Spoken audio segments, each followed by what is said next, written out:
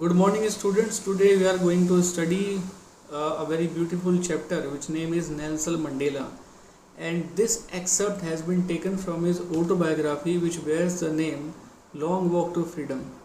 As you have studied about Nelson Mandela in your history books, and you may have know about him, and you will have read in your history books that Nelson Mandela became the first black African of the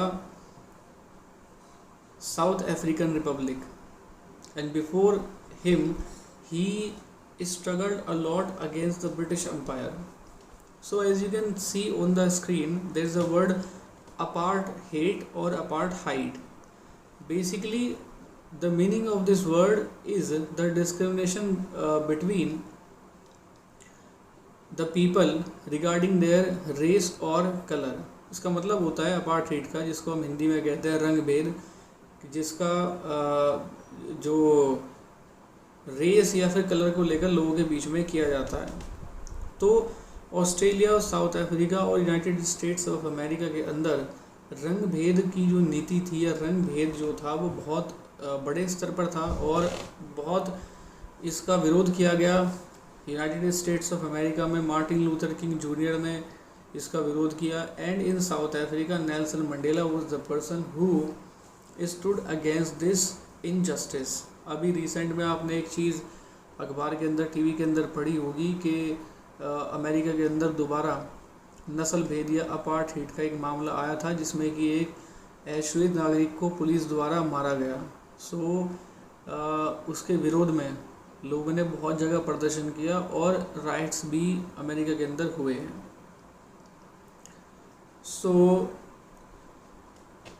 You can see on the screen Nelson Mandela becomes South Africa's first black president. वो पहले अपने black president बनते हैं। So you can read out his short introduction about his life and career, and there is an activity column. You have to match the column A with the B. You have to do it yourself.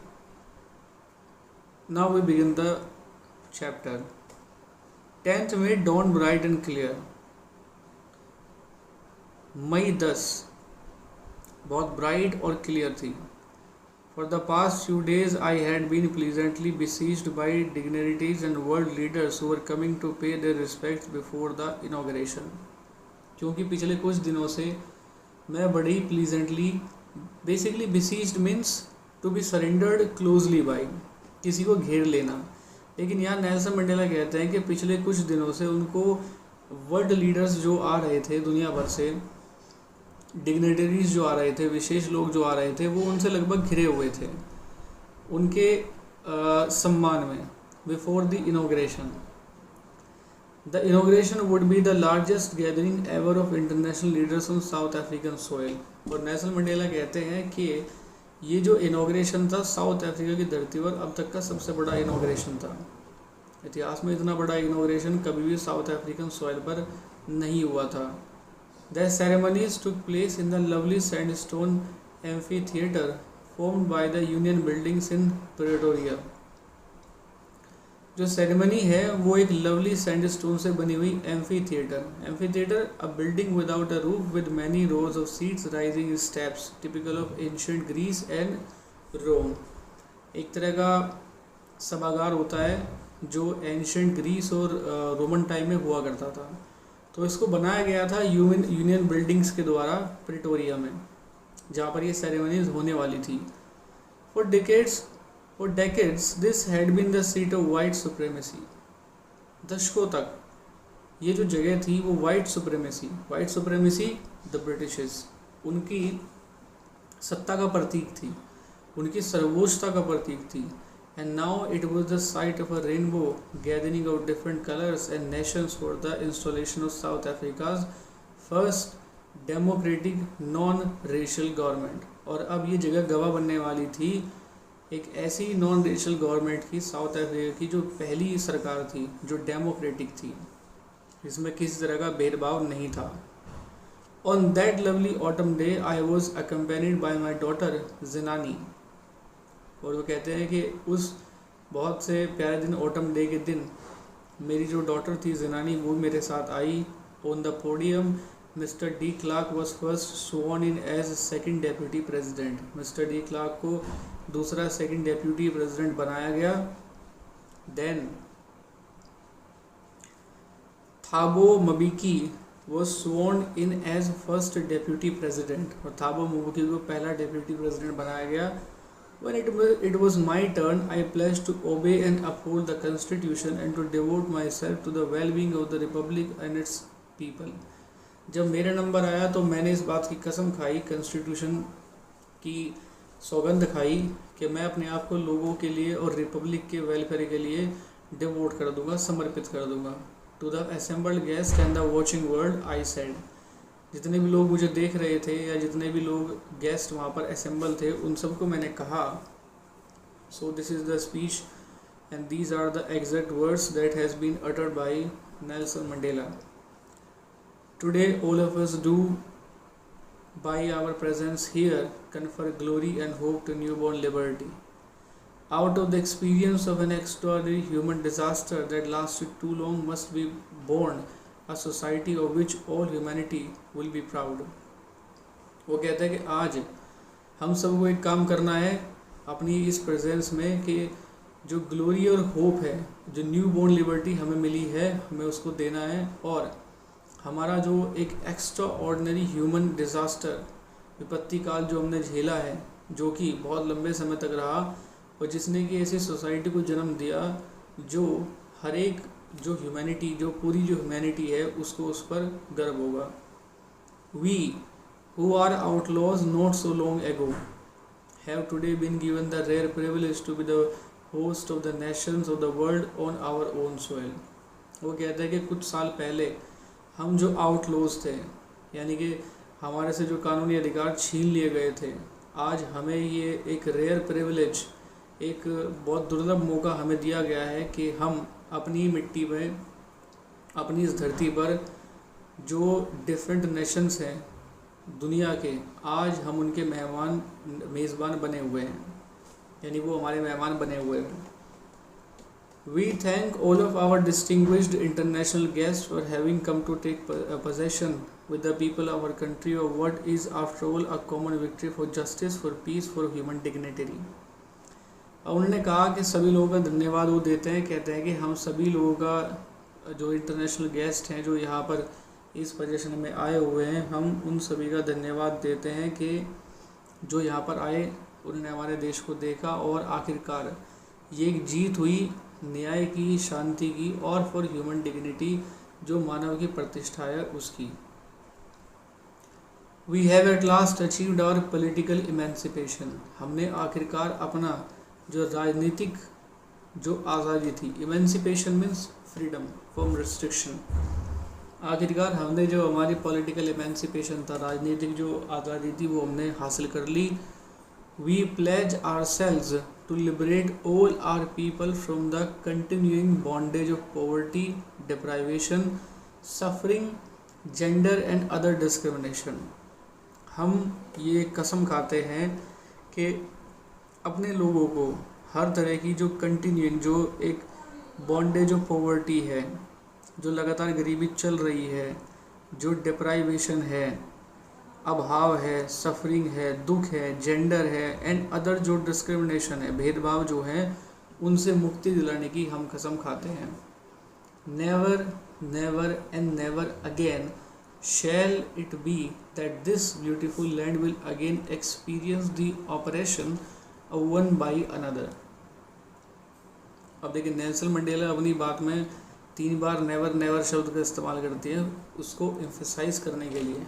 कभी नहीं, कभी नहीं, कभी नहीं, दोबारा ऐसा कभी नहीं होगा कि ये जो ब्यूटीफुल लैंड है ये दोबारा उन ऑपरेशन को, उन चीज़ों को सहन करेगा, एक्सपीरियंस करेगा। ऑपरेस मीन्स टू किसी को दबा देना, दमन करना। तो सप्रेस समबडी, कि जहाँ कोई एक व्यक्ति दूसरे व्यक्ति को दबाएगा, उसका दमन करेगा, ये चीज़ें हम अब दोबारा एक्सपीरियंस नहीं करेंगे। The sun shall never set on so glorious a human achievement. वो कहता है कि जो सूरज है वो कभी भी इतना ग्लोरियस तरीके से कभी सेट नहीं होता या नहीं हुआ है ह्यूमन अचीवमेंट, जब कोई मानवीय जब कोई चीज़ अचीव होती है। Let freedom reign. और वो कहते हैं कि आज़ादी का शासन हो, गॉड ब्लेस अफ्रीका, ईश्वर अफ्रीका को ब्लेस करें। So now we will be doing the comprehension check and we have the first question which says, जो पहला क्वेश्चन है वो पूछा जाता है कि जो सेरेमनीज थी वो कहाँ की गई और क्या बता सकते हैं कि भारत में भी क्या कोई ऐसी जगह है कि जो सैंडस्टोन से बनी हुई है। So the answer is the ceremonies took place in the campus of the union building of Pretoria, the parliament house in the new Delhi, the Rashtrapati Bhavan in New Delhi, the Supreme Court of India in New Delhi and Madras High Court in Chennai are some example of Indian public buildings that are made of sandstone। ये सभी चीज़ें sandstone से बनी हुई है जो कि question के अंदर पूछा गया था। The second question is 10th of May को ऑटम क्यों कहा, ऑटम डे उसने उसको क्यों कहा और वो किस तरह से साउथ अफ्रीका के लिए बड़ा सिग्निफिकेंट था। The answer is 10th May is an autumn day in South Africa because on this day there was the largest gathering of international leaders on South African soil for the installation of South Africa's first democratic non-racial government। तो 10th of May को autumn day इसलिए कहा गया था क्योंकि ये south Africa के इतिहास में पहली बार था कि जब उसकी धरती पर किसी नॉन रेशियल गवर्नमेंट की स्थापना के लिए दुनिया भर से लीडर्स आए हुए थे। The next is Nelson Mandela ने किस ह्यूमन डिज़ास्टर की बात को कहा है और जो ह्यूमन अचीवमेंट है उसके बारे में उनके क्या विचार हैं। The answer is by human disaster Mandela means to say that coloured people have suffered a lot due to discrimination in the hands of whites. Human disaster से मंडेला का मतलब ये था कि कलर जो पीपल हैं, जो काले लोग हैं, उन्होंने गोरे लोगों के हाथों से बहुत ज़्यादा कष्ट झेले हैं और उनको बहुत ज़्यादा डिस्क्रिमिनेशन का यानी कि रंग भेद का या अत्याचार का सामना करना पड़ा है, भेदभाव का सामना करना। He considered it as great glorious human achievement that a black person became the president of a country where the blacks are not considered as human beings and are treated badly। और वो इस दिन को एक glorious human achievement इसलिए मानते हैं क्योंकि एक ब्लैक व्यक्ति पहली बार देश का प्रेसिडेंट बनने जा रहा था और ये उसी जगह हो रहा था जहाँ पर कभी काले लोगों को ह्यूमन बीइंग माना ही नहीं गया और उनके साथ बहुत बुरा व्यवहार किया गया। Next question is Nelson Mandela जितने दुनिया भर के लीडर आए हुए थे उनका आभार व्यक्त क्यों करते हैं। So the answer is Mandela felt privileged to be the host of the nations of the world because not too long ago the South Africans were considered outlaws। वो अपने आप को विशेष अधिकार इसलिए मानते हैं, विशेष इसलिए मानते हैं क्योंकि बहुत सारे दुनिया के देश ऐसे थे जो बहुत टाइम पहले साउथ अफ्रीका को एक आउटलॉ मानते थे, उनको कानूनी अधिकार नहीं थे, उनका बहिष्कृत उनको किया गया था। He thus thanked all the international leaders for having come to witness his investiture as a president, since his event could be considered as a common victory for justice, peace and human dignity। तो वो सभी international लोगों का leaders का धन्यवाद देते हैं कि जो कि आज इस अवसर पर आए हुए थे जब वो प्रेसिडेंट बनने वाले थे। वो उनका धन्यवाद देते हैं इस चीज़ के लिए कि इस इवेंट को ये भी समझा जा सकता है कि ये एक कॉमन विक्ट्री है न्याय के लिए, शांति के लिए और ह्यूमन डिग्निटी के लिए। The last question is south Africa के लिए नेल्सन मंडेला कौन से आइडियल छोड़ करके जाते हैं। The answer is Mandela set out the ideals of poverty alleviation, removal of suffering of people. He also set the ideal for a society where there would be no discrimination based on gender or racial origins। Mandela ऐसे ideals को छोड़ करके जाते हैं या ऐसे ideals को बात करते हैं जिसमें poetry alleviation, alleviation means to lift up, जहाँ गरीबी से लोगों को उठाया जाएगा, लोगों के दुख दूर किए जाएंगे। He also see set the ideal, उन्होंने ये आदर्श भी सामने रखा एक सोसाइटी के लिए कि जहाँ पर किसी भी तरह का लिंग या जाति के आधार पर किसी के साथ कोई भेदभाव नहीं किया जाएगा। And that's all now, thank you very much.